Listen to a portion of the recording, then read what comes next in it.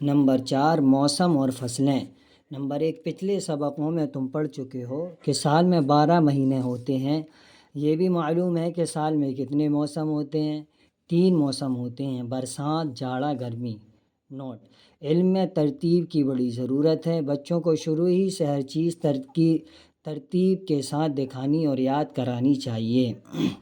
Note: تنا اور جڑ کی یہ پہچان ہے کہ تنے پر پتیاں ہوتی ہیں اور پتی کی جڑ میں آنکھیں یا اخوا ہوتا ہے، جس کے بڑھنے سے پتی یا ڈالی بنتی ہے۔ جڑ پر نہ تو پتیاں ہوتی ہیں نہ اخوے۔ ادرک، ہلدی، آلو وغیرہ کو زمین کے اندر ہوتے ہیں مگر جڑ نہیں ہے۔ ایک قسم کے تنے ہیں کیونکہ ان پر آنکھیں ہوتی ہیں۔ ان کے بونے سے نئے پودے پیدا ہوتے ہیں۔ بیج اور آنکھ یہ 2 چیزیں ہیں جن میں سے نیا پودا پیدا ہوتا ہے۔ نمبر 2 اچھا تو برسات کب سے کب تک رہتی ہے؟ اساڑھ کے مہینے میں شروع اور کنوار میں ختم۔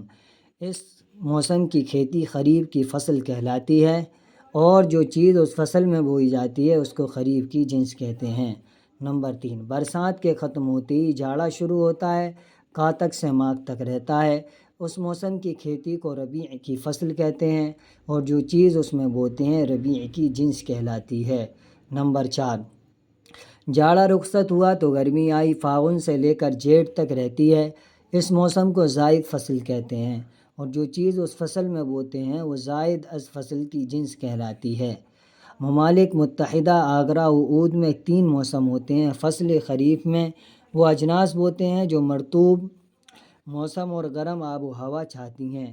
ربیع میں وہ اجناس جو سرد موسم اور خشک آب و ہوا چاہتی ہیں۔